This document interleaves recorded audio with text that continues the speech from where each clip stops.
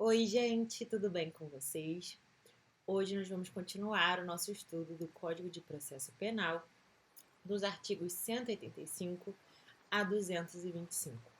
O objetivo do canal é deixar o seu estudo de lei seca menos solitário e talvez um pouco mais agradável.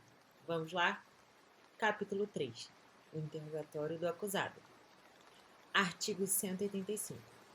O acusado que comparecer perante a autoridade judiciária no curso do processo penal será qualificado e interrogado na presença de seu defensor constituído ou nomeado.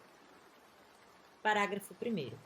O interrogatório do réu preso será realizado em sala própria, no estabelecimento em que estiver recolhido, desde que estejam garantidas a segurança do juiz, do membro do Ministério Público e dos auxiliares, bem como a presença de defensor e a publicidade do ato. Parágrafo 2º. Excepcionalmente, o juiz, por decisão fundamentada, de ofício ou requerimento das partes, poderá realizar o interrogatório do réu preso por sistema de videoconferência ou por outro recurso tecnológico de transmissão de sons e imagens em tempo real, desde que a medida seja necessária para atender a uma das seguintes finalidades. Inciso 1. Prevenir risco à segurança pública, quando exista fundada suspeita de que o preso integre organização criminosa ou de que, por outra razão, possa fugir durante o deslocamento. Inciso 2. Viabilizar a participação do réu no referido ato processual, quando haja relevante dificuldade para seu comparecimento em juízo, por enfermidade ou por outra circunstância pessoal. Inciso 3. Impedir a influência do réu no ânimo de testemunha ou da vítima, desde que não seja possível colher o depoimento destas por videoconferência, nos termos do artigo 217 deste Código. Inciso 4. Responder à gravíssima questão de ordem pública. Parágrafo 3º. Da decisão que determinar a realização de interrogatório por videoconferência, as partes serão intimadas com 10 dias de antecedência. Parágrafo 4º. Antes do interrogatório por videoconferência, o preso poderá acompanhar, pelo mesmo sistema tecnológico, a realização de todos os atos da audiência única de instrução e julgamento, de que tratam os artigos 400, 411 e 531 deste Código.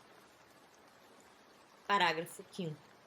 Em qualquer modalidade de interrogatório, o juiz garantirá ao réu o direito de entrevista prévia e reservada com seu defensor.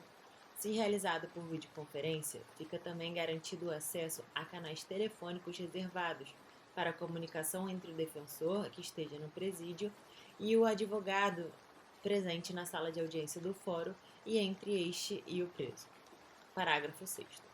A sala reservada no estabelecimento prisional para a realização de atos processuais com sistema de videoconferência será fiscalizada pelos corregedores e pelo juiz de cada causa, como também pelo Ministério Público e pela Ordem dos Advogados do Brasil. Parágrafo 7º. Será requisitada a apresentação do réu preso em juízo nas hipóteses em que o interrogatório não se realizar na forma prevista nos parágrafos 1º e 2º deste artigo. Parágrafo 8º. Aplica-se o disposto nos parágrafos 2º, 3º, 4º e 5º deste artigo, no que couber, a realização de outros atos processuais que dependam da participação de pessoa que esteja presa, como a acariação, reconhecimento de pessoas e coisas, inquirição de testemunha ou tomada de declarações do ofendido. Parágrafo 9º. Na hipótese do parágrafo 8º deste artigo, fica garantido o acompanhamento do ato processual pelo acusado e seu defensor. Parágrafo 10. Do interrogatório deverá constar a informação sobre a existência de filhos, respectivas idades e se possuem alguma deficiência, e o nome e o contato de eventual responsável pelos cuidados dos filhos, indicado pela pessoa presa. Artigo 186. Depois de devidamente qualificado e cientificado do inteiro teor da acusação, o acusado será informado pelo juiz, antes de iniciar o interrogatório, do seu direito de permanecer calado e de não responder perguntas que lhe forem formuladas.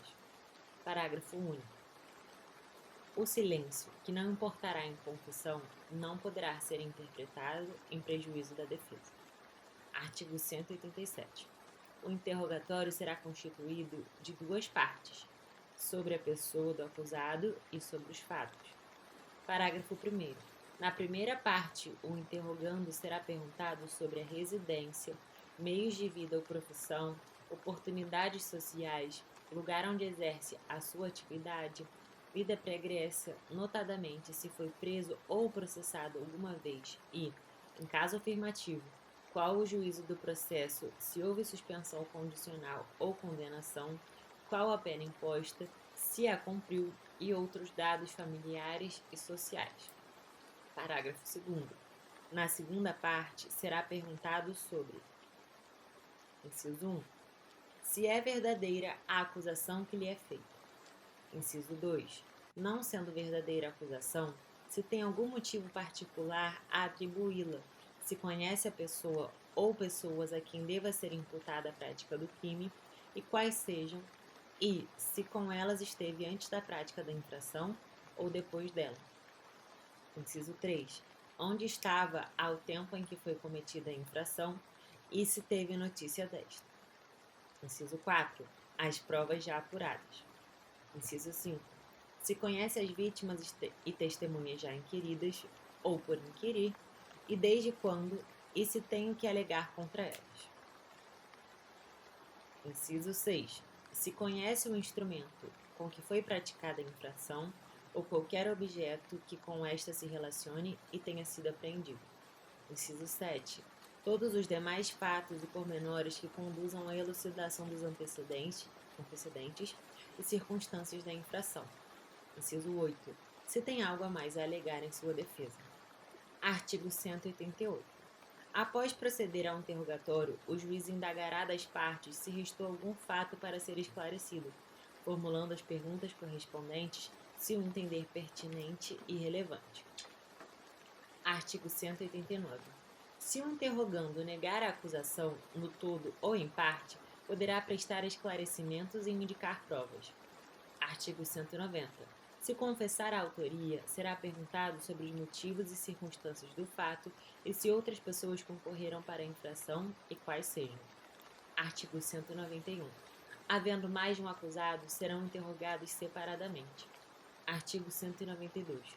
O interrogatório do mudo, do surdo ou do surdo-mudo será feito pela forma seguinte. Inciso 1. Ao surdo serão apresentadas por escrito as perguntas que ele responderá oralmente. Inciso 2. Ao mudo, as perguntas serão feitas oralmente, respondendo-as por escrito. Inciso 3. Ao surdo-mudo, as perguntas serão formuladas por escrito e do mesmo modo dará as respostas. Parágrafo único. Caso o interrogando não saiba ler ou escrever, intervirá no ato como intérprete e sob compromisso, pessoa habilitada a entendê-lo. Artigo 193. Quando o interrogando não falar a língua nacional, o interrogatório será feito por meio de intérprete.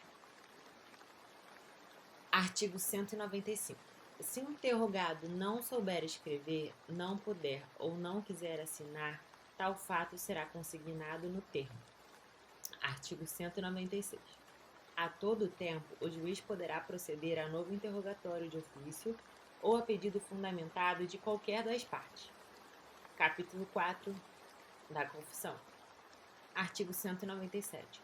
O valor da confissão se aferirá pelos critérios adotados para os outros elementos de prova, e para sua aferição o juiz deverá confrontá-la com as demais provas no processo, verificando se entre ela e estas existe compatibilidade ou concordância.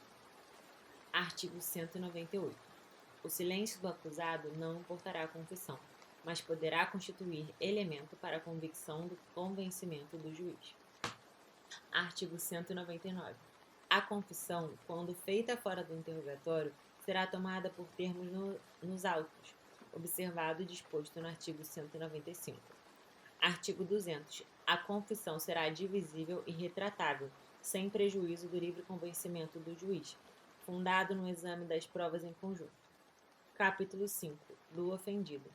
Artigo 201. Sempre que possível, o ofendido será qualificado e perguntado sobre as circunstâncias da infração, quem seja ou presuma ser o autor, as provas que possam indicar, tomando-se por termo as suas declarações. Parágrafo 1º. Se intimado para este fim deixar de comparecer sem motivo justo, o ofendido poderá ser conduzido à presença da autoridade. Parágrafo 2º. O ofendido será comunicado dos atos processuais relativos ao ingresso e à saída do acusado da prisão, a designação de data para audiência e a sentença e respectivos acórdãos que a mantenham ou modifiquem. Parágrafo 3º. As comunicações ao ofendido deverão ser feitas no endereço por ele indicado, admitindo-se, por opção do ofendido, o uso do meio eletrônico. Parágrafo 4º. Antes do início da audiência e durante a sua realização, será reservado espaço separado para o ofendido. Parágrafo 5º. Se o juiz entender necessário, poderá encaminhar o ofendido para atendimento multidisciplinar, especialmente nas áreas psicossocial, de assistência jurídica e de saúde, às expensas do ofensor ou do Estado. Parágrafo 6º. O juiz tomará as providências necessárias à preservação da intimidade, vida privada, honra e imagem do ofendido, podendo, inclusive, determinar o segredo de justiça em relação aos dados, depoimentos e outras informações constantes dos autos a seu respeito, para evitar sua exposição aos meios de comunicação. Capítulo 6. Das testemunhas. Artigo 202. Toda pessoa poderá ser testemunha. Artigo 203. A testemunha fará, sob palavra de honra, a promessa de dizer a verdade do que souber e lhe for perguntado, devendo declarar seu nome, sua idade, seu estado e sua residência, sua profissão, lugar onde exerce sua atividade, se é parente e em que grau de alguma das partes, ou quais suas relações com qualquer delas, e relatar o que souber, explicando sempre as razões da sua ciência ou as circunstâncias pelas quais possa avaliar-se de sua credibilidade. Artigo 204. O depoimento será prestado oralmente, não sendo permitido à testemunha trazê-lo por escrito. Parágrafo único. Não será vedada à testemunha, entretanto, breve consulta a apontamentos. Artigo 205. Se ocorrer dúvida sobre a identidade da testemunha, o juiz procederá à verificação pelos meios ao seu alcance, podendo, entretanto, tomar-lhe o depoimento desde logo. Artigo 206. A testemunha não poderá eximir-se da obrigação de depor.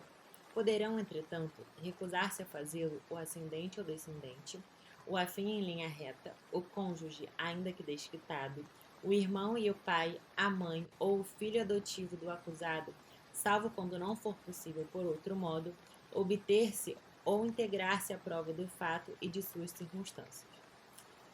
Artigo 207. São proibidas de depor as pessoas que, em razão de função, ministério, ofício ou profissão, devam guardar segredo, salvo se, desobrigadas pela parte interessada, quiserem dar o seu testemunho. Artigo 208. Não se deferirá o compromisso a que alude o artigo 203 aos doentes e deficientes mentais e aos menores de 14 anos, nem às pessoas a que se refere o artigo 206. Artigo 209. O juiz, quando julgar necessário, poderá ouvir outras testemunhas além das indicadas pelas partes. Parágrafo 1º. Se ao juiz parecer conveniente, serão ouvidas as pessoas a que as testemunhas se referirem. Parágrafo 2º. Não será computada como testemunha a pessoa que nada souber que interesse a decisão da causa. Artigo 210. As testemunhas serão inquiridas cada uma de per si, de modo que umas não saibam nem ouçam os depoimentos das outras, devendo o juiz adverti-la das penas cominadas ao falso testemunho. Parágrafo único. Antes do início da audiência e durante sua realização, serão reservados espaços separados para a garantia da incomunicabilidade das testemunhas. Artigo 211. Se o juiz, ao pronunciar sentença final, reconhecer que alguma testemunha fez afirmação falsa, calou ou negou a verdade, remeterá a cópia do depoimento à autoridade policial para instauração do inquérito. Parágrafo único. Tendo o depoimento sido prestado em plenário de julgamento, O juiz, no caso de proferir decisão na audiência, artigo 538, parágrafo 2º, o tribunal, artigo 561, ou o conselho de sentença, após a votação dos quesitos, poderão fazer apresentar imediatamente a testemunha à autoridade policial. Artigo 212. As perguntas serão formuladas pelas partes diretamente à testemunha, não admitindo o juiz aquelas que puderem induzir a resposta, não tiverem relação com a causa ou importarem na repetição de outras já respondidas. Parágrafo único. Sobre os pontos não esclarecidos, o juiz poderá complementar a inquirição. Artigo 213. O juiz não permitirá que a testemunha manifeste suas apreciações pessoais, salvo quando inseparáveis da narrativa do fato. Artigo 214. Antes de iniciado o depoimento, as partes poderão contraditar a testemunha ou arguir circunstâncias ou defeitos, que a tornem suspeita de parcialidade ou indigna de fé. O juiz fará consignar a contradita ou arguição e a resposta da testemunha, mas só excluirá a testemunha ou não lhe deferirá o compromisso nos casos previstos nos artigos 207 e 208. Artigo 215. Na redação do depoimento, o juiz deverá cingir-se, tanto quanto possível, às expressões usadas pelas testemunhas, reproduzindo fielmente as suas frases. Artigo 216. O depoimento da testemunha será reduzido a termo, assinado por ela, pelo juiz e pelas partes. Se a testemunha não souber assinar ou não puder fazê-lo, pedirá a alguém que o faça por ela, depois de lido na presença de ambos. Artigo 217. Se o juiz verificar que a presença do réu poderá causar humilhação, temor ou sério constrangimento à testemunha ou ao ofendido, de modo que prejudique a verdade do depoimento, fará a inquirição por videoconferência e somente na impossibilidade desta forma determinará a retirada do réu, prosseguindo na inquirição com a presença de seu defensor. Parágrafo único. A adoção de qualquer das medidas previstas no caput deste artigo deverá constar do termo, assim como os motivos que a determinaram. Artigo 218. Se regularmente intimada a testemunha deixar de comparecer sem motivo justificado, o juiz poderá requisitar à autoridade policial a sua apresentação ou determinar seja conduzida por oficial de justiça, que poderá solicitar o auxílio da força. Artigo 219. O juiz poderá aplicar à testemunha faltosa a multa prevista no artigo 453, sem prejuízo do processo penal por crime de desobediência, e condená-la ao pagamento das causas da diligência. Artigo 220. As pessoas impossibilitadas, por enfermidade ou por velhice, de comparecer para depor, serão inquiridas onde estiverem. Artigo 221. O presidente e o vice-presidente da República, os senadores e deputados federais, os ministros de Estado, os governadores dos estados e territórios, os secretários de Estado, os prefeitos do Distrito Federal e dos municípios, os deputados à Assembleias Legislativas Estaduais, os membros do Poder Judiciário, os ministros e juízes dos Tribunais de Contas da União, dos Estados do Distrito Federal, bem como os do Tribunal Marítimo, serão inquiridos em local, dia e hora previamente ajustado entre eles e o juiz. Parágrafo 1º. O presidente e o vice-presidente da República, os presidentes do Senado, da Câmara dos Deputados e do Supremo Tribunal Federal poderão optar pela prestação de depoimento por escrito, caso em que as perguntas formuladas pelas partes e deferidas pelo juiz lhes serão transmitidas por ofício. Parágrafo 2º. Os militares deverão ser requisitados à autoridade superior. Parágrafo 3º.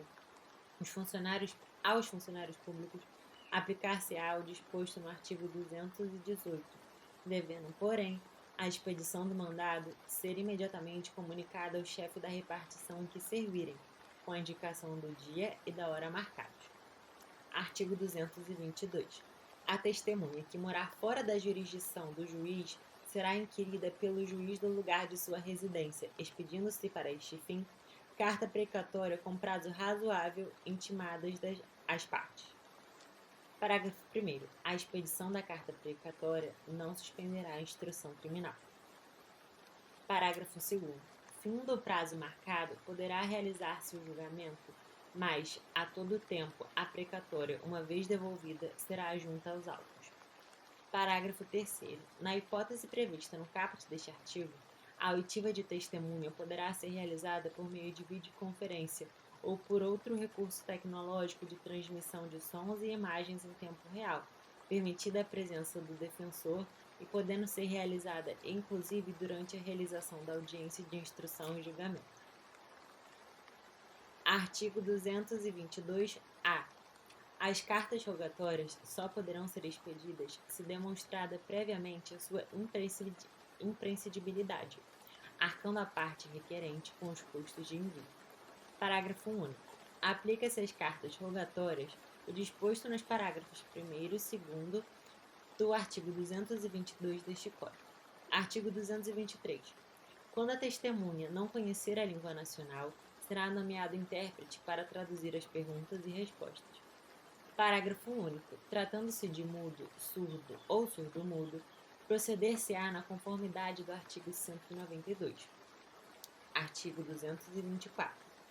As testemunhas comunicarão ao juiz, dentro de 1 ano, qualquer mudança de residência, sujeitando-se pela simples omissão às penas do não comparecimento. Artigo 225.